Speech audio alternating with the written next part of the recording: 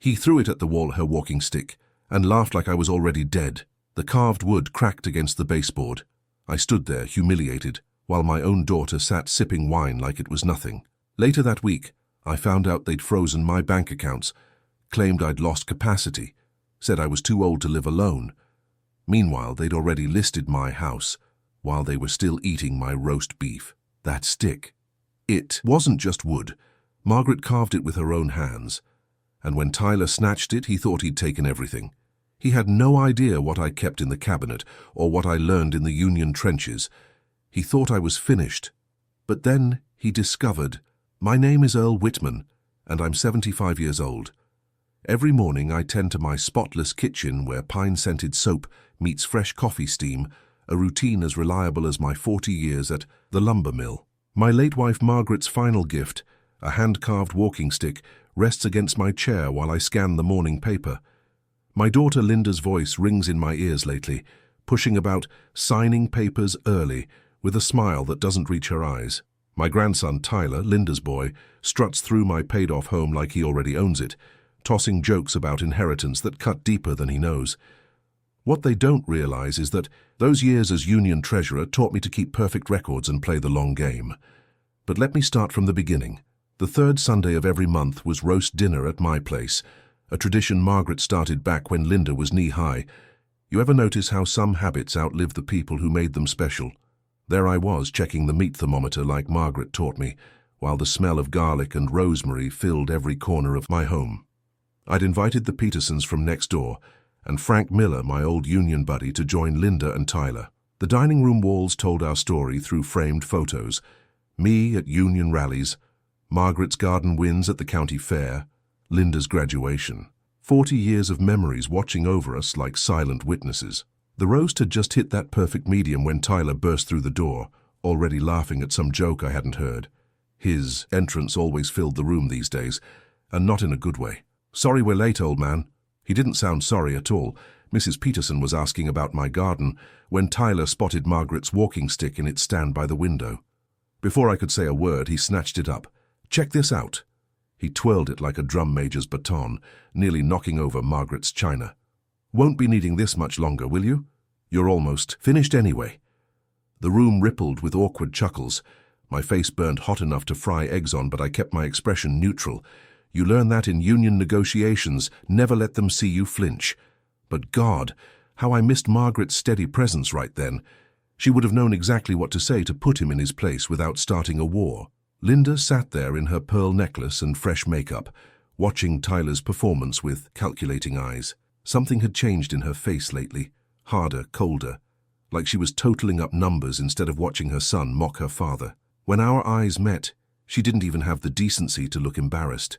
"Tyler," I said quietly, my voice steadier than my hands, "please put that back where you found it." He tossed it toward the stand, missing by a foot.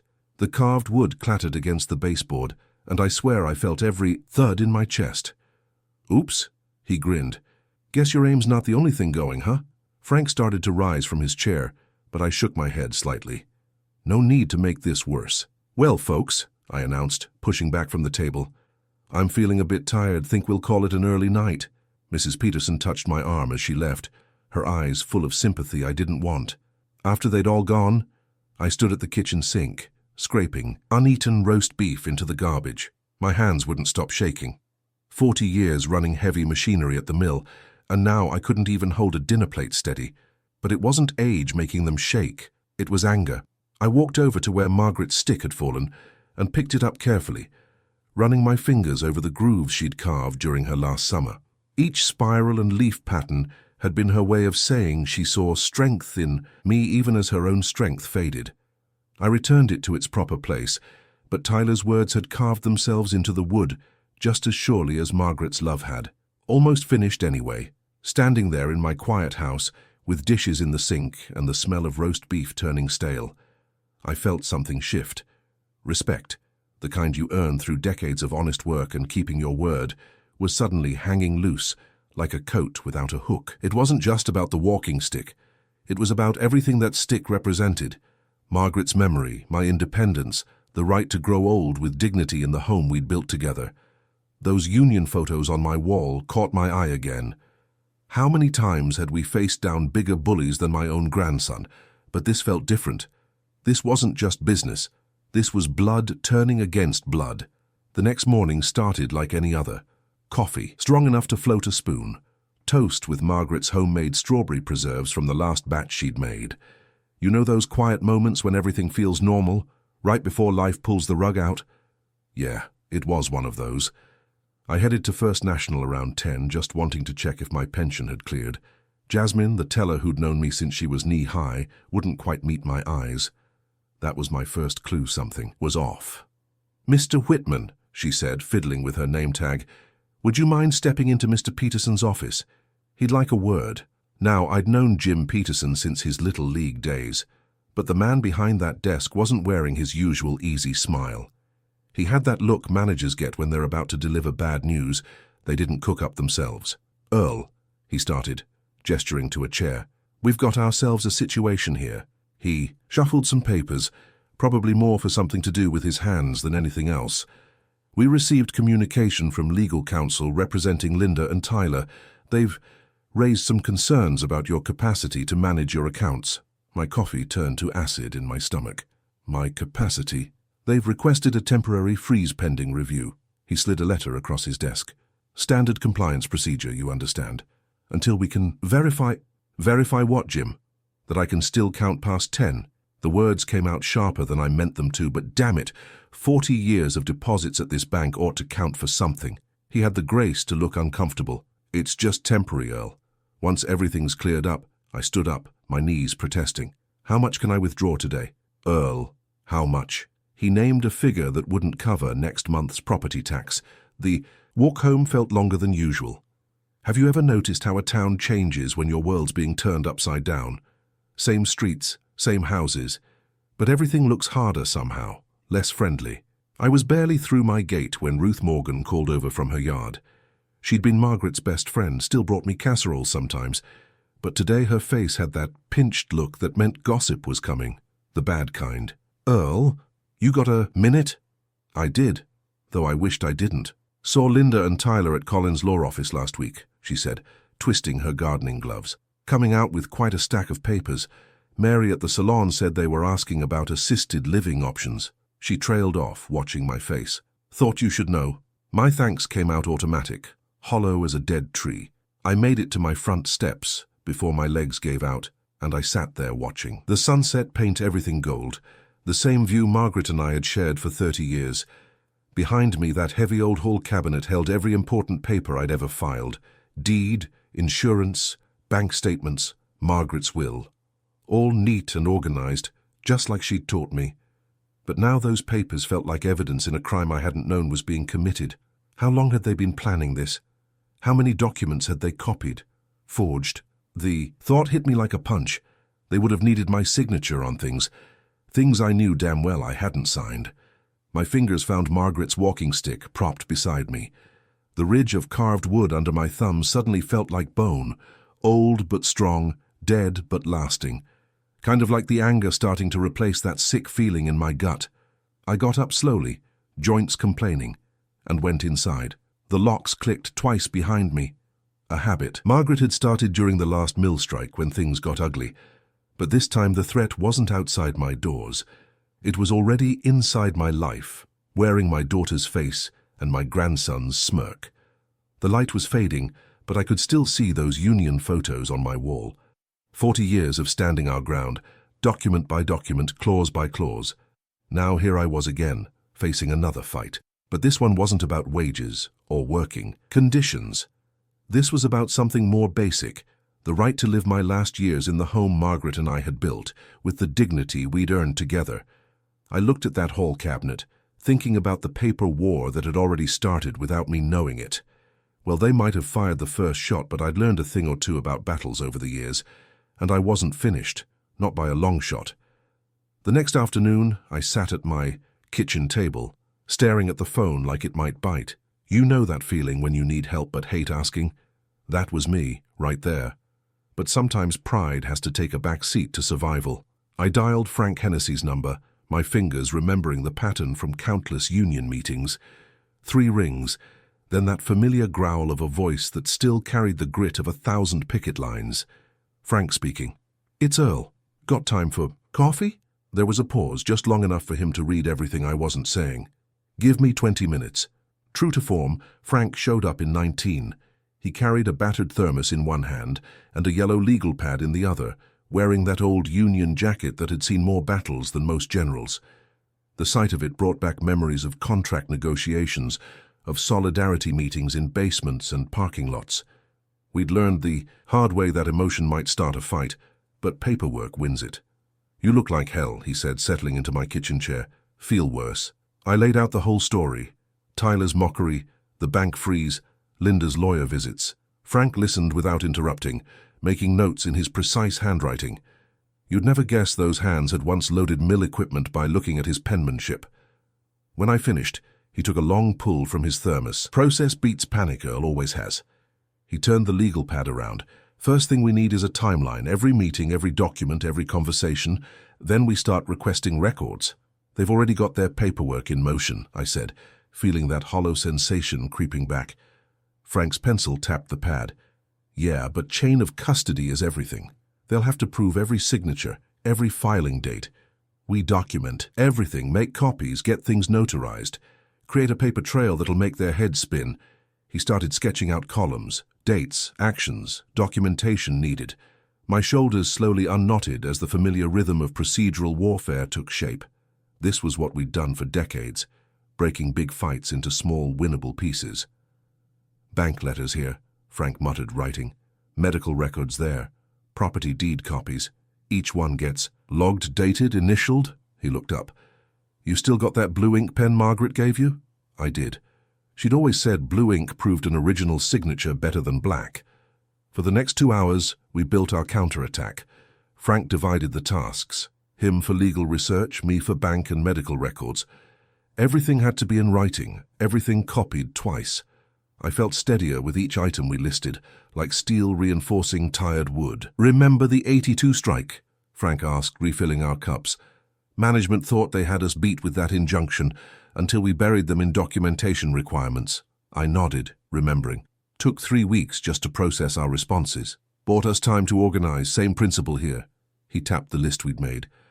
"They want to rush this through? Fine, we'll bury them in proper procedure." By 4 o'clock, I was at the bank with a written demand for all account activity records, transaction authorizations, and legal correspondence. Made them stamp my copy right there at the counter. Initialed every page in Margaret's blue ink pen.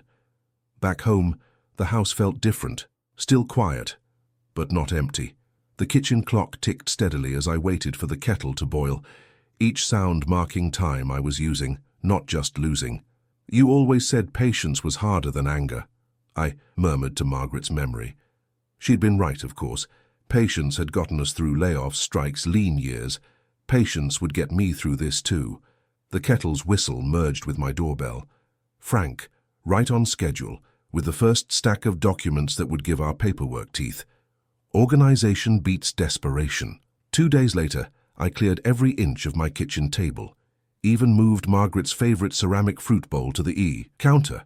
You need a clean slate when you're building a case. The morning sun caught dust motes dancing above stacks of folders and forms, while my ancient coffee maker gurgled in the background like an old friend muttering encouragement. Have you ever noticed how paperwork has its own smell? Not just ink and coffee, but that particular mix of determination and worry that seeps into every page. I breathed it in, remembering union grievance, meetings from decades back. The same scent hung in those rooms too. "All right, Margaret," I said to the quiet kitchen. "Let's do this right." I could almost hear her reminding me to check every detail twice, just like she did with our tax returns all those years. I started with the consent form Tyler claimed I'd signed last month. Something felt off about it from the first glance. The signature looked close, too close, really, like someone had traced it carefully, but the pressure points were wrong. When I sign my name, I press harder on the downstrokes, especially the E in Earl. This signature had even pressure throughout, like someone thinking too hard about each line. The dates were even more interesting. The form was dated 3 weeks ago, but I distinctly remembered Tyler first mentioning assisted living at that Sunday dinner 2 weeks later. I marked that page with a bright, yellow sticky note. just like Frank taught me. Speaking of Frank, he showed up around 10 with fresh coffee and that focused look he used to get during contract negotiations. We spread everything out under the kitchen's fluorescent light, and he zeroed in on the initials at the bottom of each page. "Look here," he said, circling 2 sets with his pencil. "The EW on page 3 has a curved bottom, but it's straight on page 4. Someone got sloppy." While Frank drafted an affidavit about my mental capacity, complete with references to my ongoing mill pension management and property tax handling, I practiced the statement we'd prepared. The kitchen clock ticked steadily above the stove, and I matched my breathing to its rhythm, just like in those old public speaking workshops the union ran. I, Earl Whitman, being of sound mind. My voice came out steady, carrying just the right mix of dignity and determination. Margaret would have approved. By early afternoon, I had everything ready for mailing. 3 certified letters, 1 to the bank demanding full transaction records, 1 to Attorney Collins requesting all documentation related to my case, and 1 to the State Bar Association asking about proper procedure. I drove to the post office myself, stood in line for 20 minutes, and got receipts for each letter. Those went straight into a fresh envelope labeled mailing records in my clearest handwriting. Back home, I assembled it all into a 3-ring binder Frank had brought over. Clear plastic sleeves protected each document with tabs marking different sections: financial, legal, medical, correspondence. The organization felt like armor, each page another layer of protection. As twilight crept in, washing my kitchen sink in that peculiar blue light that always made Margaret pause her dishes to admire it, I closed the binder with a solid thump. The sound had finality to it, like closing a strongbox. I was just putting the last coffee cup in the drying rack when I heard the crunch of tires on my gravel driveway. Heavy, deliberate footsteps followed, then 3 sharp knocks that rang through the house with official authority. Whoever was at my door wasn't bringing good news. But, thanks to Frank and 2 days of careful preparation, I was ready for them. When I opened the door, Deputy Morales stood there looking uncomfortable in his crisp uniform. I'd known him since he was a kid, used to mow my lawn during summers.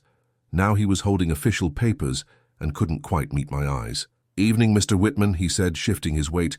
"I've got some court documents for you." His hand trembled slightly as he extended the thick envelope. You know, that moment when you're braced for bad news, but it still hits harder than expected. That was me standing there under my porch light, feeling the weight of those papers.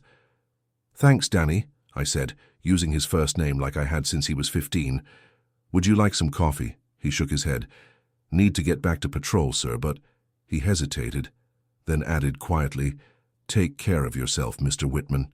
Inside, I spread the papers on my kitchen table, the same table where Linda had eaten breakfast every morning growing up. The petition's header glared up at me in bold black type. "In the matter of guardianship of Earl Whitman." My daughter's name was listed as petitioner, and there was Tyler's, labeled as supporting relative. 30 days. That's what jumped out at me from the hearing date. 1 month to prove I wasn't what they claimed I was. My mouth went dry, that metallic taste of adrenaline coating my tongue like I'd been chewing pennies. I called Frank right away. "Come over," was all I said. He knew my voice well enough to hear the rest. 20 minutes later, we sat at the table with the petition between us. Frank had grabbed his reading glasses and a yellow highlighter, moving through the pages like he was dissecting an enemy contract. "Look at this language," he growled, underlining phrases. "Diminished capacity, unsafe environment, risk of self-harm." They're painting a picture, Earl. Each word's chosen to suggest the worst without saying it outright. I remembered how we used to analyze contract proposals the same way during negotiations. "They're leaving room for interpretation," I said. "Exactly." Frank circled another phrase, and see here, "recent concerning behaviors." Vague enough to mean anything they want it to mean. I got up and found my calendar. The big one Margaret always insisted on keeping in the kitchen. Together, Frank and I marked every deadline: response filing, evidence submission, witness notifications. Then I reached for the phone book. "Dr. Matthews," I said, finding the number. "Been my doctor 20 years. I'm booking a cognitive assessment first thing tomorrow." "Smart," Frank nodded. "Get ahead of their allegations." I wrote, "Doctor 9 a.m."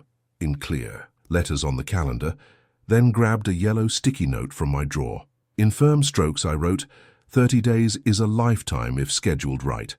That went on the fridge, right where I'd see it every morning. The rest of the evening, I sat at the kitchen table drafting my response. The moths kept hitting my porch light outside. Thud, thud, thud, like tiny reminders of time passing. My old refrigerator hummed its steady rhythm, marking minutes, like a metronome. Page by page I laid out my case. Clear facts, specific dates, no emotional language, just like Frank taught me years ago. Let the truth do the heavy lifting. Every now and then, I'd glance at that sticky note on the fridge. 30 days. They thought they were giving me a deadline. What they'd really given me was a head start. I looked at the clock, nearly midnight. The moths were still dancing against my porch light, drawn to its false promise. Inside, my refrigerator kept humming its countdown, each cycle bringing me closer to that hearing date. "All right, Margaret," I whispered to the quiet house. "Time to show them what old really means." The next morning hit me like a truck. My bones ached from a night of restless sleep, but I had my binder ready, neat tabs marking every document, just like Frank taught me. You remember those old union contract negotiations? Same principle. Organization wins wars. I arrived at First National 10 minutes early, my walking stick tapping across the polished floor. The branch manager ushered me into a conference room where Ms. Reed, their compliance officer, sat waiting. She had that practiced smile bank people wear when they're about to say no. "Mr. Whitman," she began, smoothing her blazer, "we understand this is a difficult situation." I pulled out my evidence binder. "Actually, it's quite simple. These signatures here," I opened to the first tab. "They're dated before any discussions about my accounts even happened." She glanced at the papers without really seeing them. "Our protective measures are standard procedure when capacity concerns are raised." "Capacity concerns based on forged documents," I said, keeping my voice steady. The wood grain of my walking stick felt rough under my palm. Remember how Margaret used to say patience was my superpower? Right then I needed every ounce of it. Ms. Reed's smile never wavered. "We have to follow protocol, Mr. Whitman. These protective pauses are temporary while we review everything." "How temporary?" I asked. She shuffled some papers. "That depends on various factors." And there it was, the real game. They'd stretched temporary until my bills piled up and my kitchen went empty. "You can't fight if you're starving." "I have 40 years of perfect banking history," I said, tapping my binder. "Not one bounce check, not one late payment." "And we value your relationship with us," she replied, like she was reading from a script. "But we must ensure proper protections are in place." 2 hours later, I walked out with nothing but "We'll be in touch" echoing in my ears. Frank was waiting at my kitchen table with coffee, and that determined look he got during strikes. "They're stonewalling," I told him, dropping into my chair. He nodded, already scribbling on his legal pad, so we hit back twice. First, emergency motion for temporary relief. Get the judge to unlock basic living expenses. Second, subpoena their records. Make them prove chain of custody on every document they claim to have. I watched him write, remembering how he'd draft grievance procedures the same way. Methodical, thorough. "What about witnesses?" I asked. "Already thought of that." He looked up. "Ruth next door sees you gardening every morning. Pastor Daniels can verify you still handle the church building fund accounts. Get their statements notarized. Creates a paper trail of daily competence." I called Ruth first, then Pastor Daniels. Both agreed to sign statements right away. Small victories, but I'd take them. That evening, the house felt emptier than usual. I reheated Margaret's beef stew recipe, the one she'd written on that yellow card I kept in the recipe box. The kitchen windows reflected my face as night crept in, and I found myself studying those lines and grey hairs they were using against me. The petition sat on my table while I ate. 4 spoonfuls in, I caught myself reading those accusations again. Declining judgment, increasing confusion, risk to self. Margaret's voice came to me clear, as day. "Write, don't rage, Earl. Words on paper last longer than shouts." The phone rang, cutting through my thoughts. Linda's number lit up the caller ID, and I knew, just knew, she had her lawyer on the line with her. That perfect procedural confidence glowing through 10 digits. I let it ring, spoon frozen halfway to my mouth. The stew was getting cold, just like everything else. The next morning started like any other. Coffee brewing, toast, popping up. Then the doorbell chimed at exactly 9. You know that feeling when uninvited guests arrive right on schedule? Never sits right. Attorney Collins stood there in his pressed suit, Linda hovering behind him with a clipboard I hadn't seen before. They didn't wait for an invitation. "Morning, Earl," Collins said, already stepping inside. "Just a routine home safety evaluation. Standard procedure for these cases."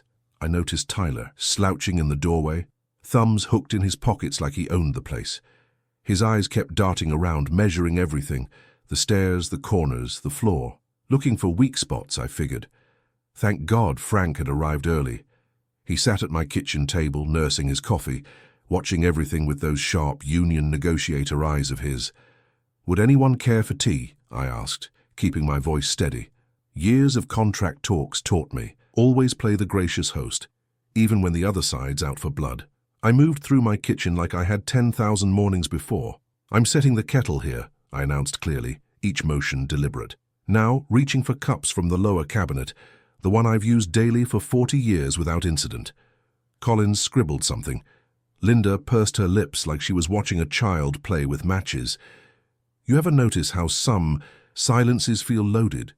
Like everyone's waiting for something to happen. That's how it felt when Tyler edged closer to the center of my kitchen. I was placing tea bags in cups when it happened.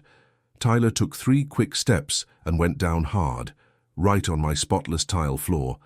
The sound he made reminded me of those possums that play dead when they're trying to fool you. "Oh, my hip," he wailed, clutching his side like he'd been shot. "The floor. It's so slippery." Linda rushed to him, all mother hen concern. "Tyler, are you all right? Dad, how could you keep such hazardous conditions?" I heard Frank's chair scrape back. Through the red haze filling my vision, I watched him calmly raise his phone, taking photos of the bone-dry floor where Tyler lay performing his little drama. "Interesting," Frank said, tapping his screen. "Timestamp shows 9:17 a.m. Floor's bone-dry. No water, no soap residue, not even a shadow where something might have been wiped up." Collins was already writing. I could see the words "unsafe environment" forming under his pen. "Mr. Collins," I said, my voice carrying that same tone I used when foremen tried pushing bad safety policies. "I'd like you to document this incident officially. Right now, please, time, date, and your signature confirming you witnessed my grandson's unfortunate stumble." He looked up, startled. "That won't be necessary." "Oh, but it is," Frank cut in. "For the record, since we're all about documentation here." I walked to my hall cabinet and pulled out one of the notepads Margaret always kept stocked. "Please describe exactly what you observed. Include how Tyler entered the kitchen, his path of travel, and the condition of the floor." Linda helped Tyler up. Funny how quick he recovered when paperwork entered the picture.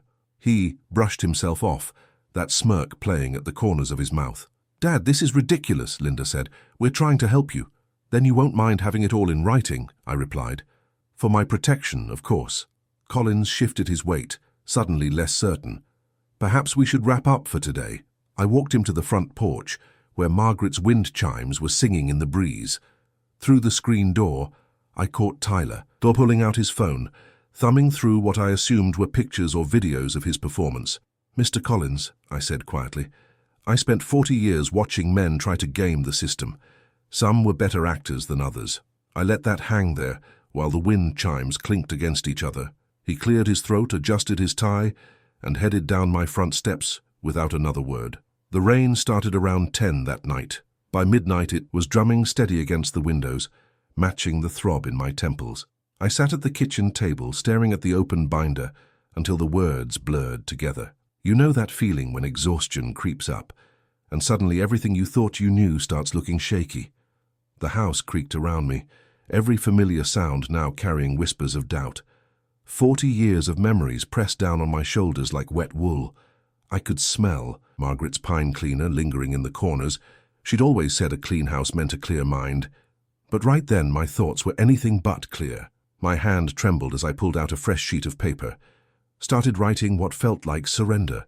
"To whom it may concern regarding placement in assisted living." The words came out crooked, matching how broken everything felt inside. Maybe they were right.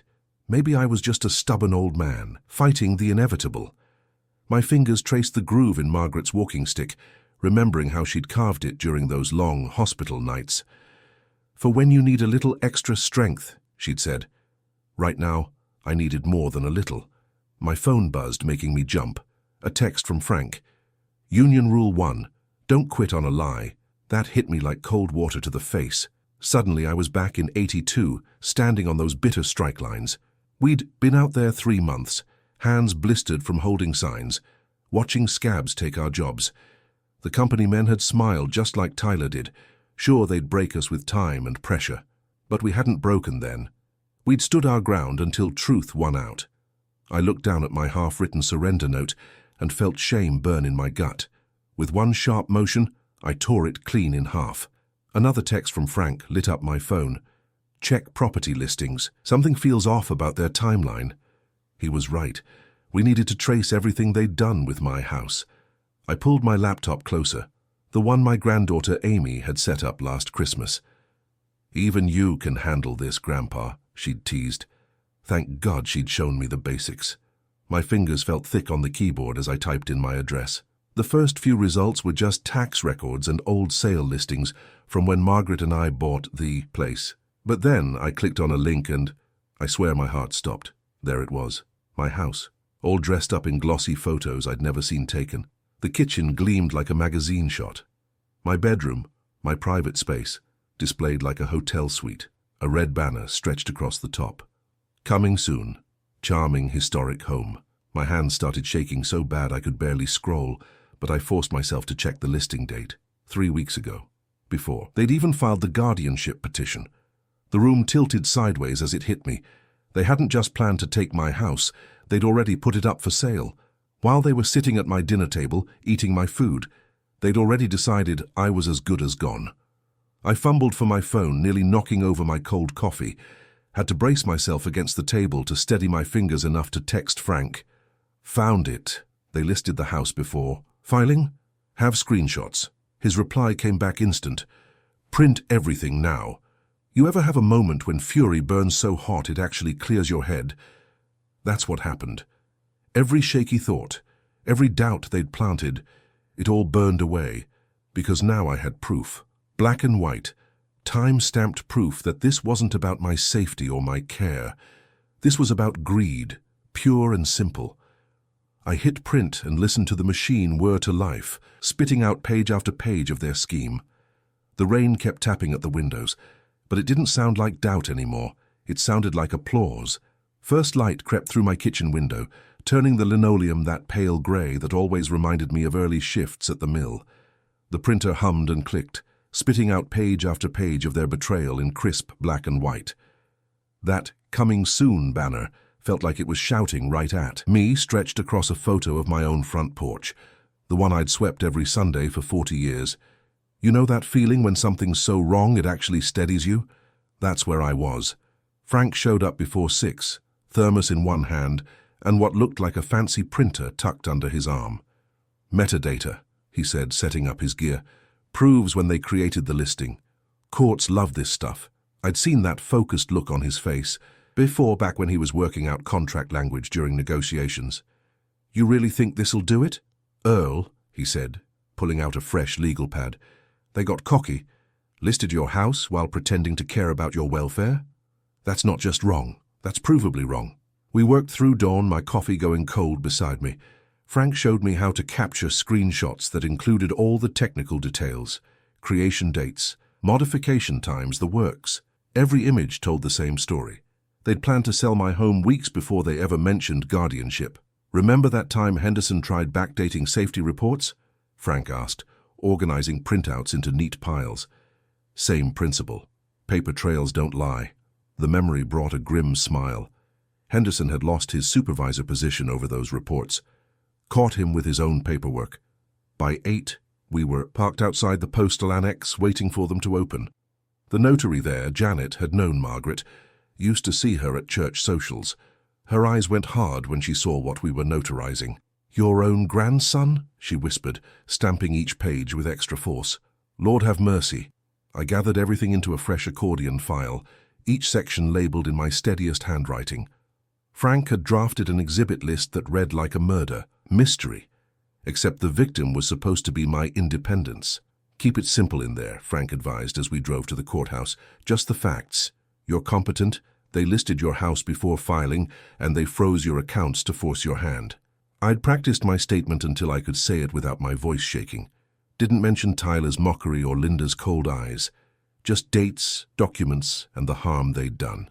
Sometimes the driest words cut deepest.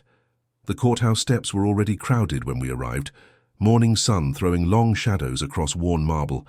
Inside, our footsteps echoed off high ceilings, while early birds clutched coffee cups and whispered about their cases.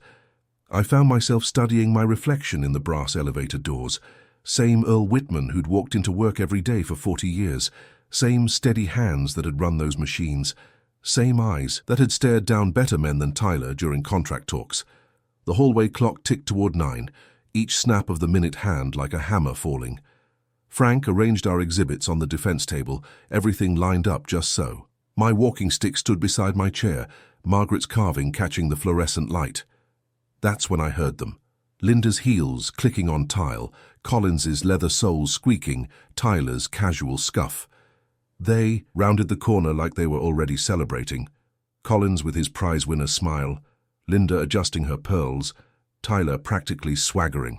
They hadn't spotted our exhibits yet, hadn't seen the stack of printouts that would wipe those smiles away. I thought of all the times I'd let Tyler's comments slide, thinking that's what grandfathers were supposed to do. How Linda had slowly gone from my little girl to this stranger with hard eyes. The bailiff appeared at the courtroom door, keys jingling as he prepared to unlock it. 9 o'clock. Time to show them what 40 years of union discipline looked like when you pushed it too far. You ever notice how courtrooms smell like furniture polish and anxiety? I caught that scent the moment we filed in, everyone finding their assigned places like actors in some grim play. Judge Ramirez settled into her chair as sunshine streamed through those tall windows, turning the wood paneling golden. The stenographer's fingers hovered over her keys, ready to capture every word. I stood as straight as my back would allow, Margaret's walking stick solid against the floor beside me. Case number 2023 CV 4891, in the matter of guardianship for Earl Whitman, the clerk announced, his voice echoing off the walls. I felt the weight of every eye in that room. Linda sat primly in her chair, pearls gleaming, while Tyler lounged beside her with that same smirk he'd worn in my kitchen. Attorney Collins arranged his papers with practiced flourishes, like a magician setting up his tricks. "Your Honor," I said, proud that my voice came out steady, "I'd like to introduce Exhibit A into evidence." I lifted the first printout, letting the "Coming Soon" banner catch the light. "This is a real estate listing for my home, created 3 weeks before any guardianship petition was filed." Collins shot to his feet. "Objection, Your Honor, relevance. Mr. Whitman's housing arrangements are precisely why we're seeking this guardianship." Judge Ramirez adjusted her glasses, studying the timestamp I'd circled in red. "I'll allow limited examination. Proceed, Mr. Whitman." The stenographer's keys clattered like rain on a tin roof as I laid out the whole ugly sequence. First came the mockery of my independence. Then forged documents appeared at my bank. My accounts were frozen without warning or cause. Only after that did they file this guardianship petition. But they'd already listed my house for sale, Your Honor. They were selling my home before they had any legal right to do so. Frank stepped forward, handling our next exhibit with careful precision. "Your Honor, we've also prepared an affidavit regarding a staged incident in Mr. Whitman's kitchen, where Tyler Whitman deliberately created the appearance of unsafe conditions." I watched Linda's jaw tighten, the muscles working beneath her makeup. Tyler's foot started tapping under the table, an old tell from when he was a boy, caught in some mischief. Judge Ramirez leaned forward, her eyes never leaving the listing printout. The room went so quiet I could hear the wall clock ticking. She adjusted her glasses again, tracing the date with one finger. "Who?" she asked, her voice soft but cutting like a well-honed blade. "Authorized marketing this property before legal authority existed." Collins shuffled his papers, buying time. Linda's throat worked as she swallowed. But it was Tyler who broke first, his foot-tapping turning into a nervous drum roll. "Your Honor," Collins tried, "my clients were simply exploring options." "That's not what I asked, Counselor." Judge Ramirez's tone could have frozen water. "Who gave authorization to list this property for sale?" The silence stretched like a rubber band about to snap. I stood there, feeling the smooth wood of Margaret's walking stick under my palm, remembering all those union negotiations where patience won more battles than shouting ever did. Because what I'm looking at, Judge Ramirez continued, appears to be an attempt to dispose of property without legal standing. She held up the printout. This listing is dated weeks before any petition was filed, before any medical evaluations, before any legal process began. Mr. Collins, would you care to explain why your clients were attempting to sell property they didn't own? Tyler's foot finally went still. Linda's perfect posture crumpled just a fraction, and Collins, well, I'd seen that look before, when a lawyer suddenly realizes his clever plan isn't nearly as clever as he thought. The stenographer's keys kept up their steady rhythm, recording every word of what was about to become a very different kind of hearing than they'd planned. Collins tugged at his collar, sweat beading above his pristine tie. Your Honor, there appears to have been some miscommunication regarding the timeline of events. You ever watch a house of cards collapse? That's what their defense looked like right then. One careful lie toppling into another. Miscommunication? Judge Ramirez's tone could have stripped paint. Please elaborate on exactly what was miscommunicated about listing property you had no authority to sell. Tyler leaned forward, that swagger of his finally cracking. It was just the real estate agent getting ahead of herself, Your Honor. She said it was standard procedure to prep listings early, you know, for efficiency. Mr. Whitman, the judge cut him off. I wasn't addressing you. She shuffled through the papers, pulling out specific pages with practiced precision. Section 745.3 of the State Code specifically addresses fraudulent conveyance. Are you familiar with it, Councillor Collins? Collins's face had gone the color of old oatmeal. Yes, Your Honor. And Section 891.2 regarding abuse of guardianship process. I am, Your Honor. The wood paneling seemed to draw closer, making the courtroom feel like it was shrinking. Linda sat rigid in her chair, her perfectly manicured nails digging into her armrest. I could smell her expensive perfume from where I stood, the same brand Margaret used to wear on special occasions, though it never smelled quite right on Linda. Judge Ramirez adjusted her glasses again, the morning light catching the frames. I have reviewed Mr. Whitman's cognitive assessment, his financial records, and the sworn statements from his neighbors. Her gavel cast a long shadow across her desk. I find no evidence of diminished capacity. What I do find is a disturbing pattern of attempted financial manipulation. The stenographer's keys clicked like a metronome counting down the moments. The petition for guardianship is denied. The judge's words rang clear as church bells. Furthermore, I am referring the matter of potentially forged documents to the district attorney's office for review. A murmur rippled through the courtroom like wind through autumn leaves. I felt 40 years of tension drain from my shoulders, but Frank's hand squeezed firm, steadying me. Hold your posture, he whispered. Victory needs finishing. Tyler's phone buzzed in his pocket. Once, twice, 3 times. Through the courtroom's windows, I could see reporters gathered in the hallway, their heads bent together over notepads as they compared notes about the premature listing. Additionally, Judge Ramirez continued, I am ordering an immediate lift of any financial restrictions placed on Mr. Whitman's accounts. She fixed Collins with a steel-edged stare. I expect written confirmation of this by close of business today. The bailiff moved toward the double doors, his shoes clicking against the polished floor. Behind those doors, I could hear the low buzz of voices waiting to ask questions about a grandson who tried to sell his grandfather's house out from under him. Linda finally looked at me then. Really looked at me. For the first time since this all began. The hardness in her eyes had cracked, showing something that might have been shame, or maybe just fear of what came next. Tyler's phone kept buzzing, each vibration making him flinch like it was delivering a small shock. This hearing is adjourned. Judge Ramirez's gavel fell with a crack that echoed off the walls. The shadow of it seemed to stretch across the whole room, marking the exact moment their scheme fell apart. The bailiff pushed the doors open, and the corridor's waiting whispers rushed in like a rising tide. I stood there, one hand steady on Margaret's walking stick, watching my daughter and grandson face the consequences of what they'd tried to do. Some victories don't need shouting. Sometimes the quietest moments hit the hardest. You know what they say about small towns. News travels faster than a wildfire in July. By breakfast the next morning, My story was splashed across the front page of the Cedar Grove Gazette. "Local man thwarts fraudulent property scheme," the headline read. Below it, my old union photo stared back at me, taken back when my hair had more pepper than salt. I wasn't much for being in the papers, but there was something satisfying about seeing it laid out in black and white. The article didn't miss a detail: the premature listing, the staged fall, the judge's ruling. Even quoted Frank about the importance of protecting our seniors from financial predators. Couldn't have written it better myself. My phone pinged with an email while I was finishing my coffee. It was from Dave Morris, manager down at Henderson's Hardware, where Tyler worked. Well, where Tyler used to work. "In light of recent events," Dave wrote, "we're placing Tyler on immediate leave pending review of his position. Our business relies on community trust." I set my mug down slowly, letting that sink in.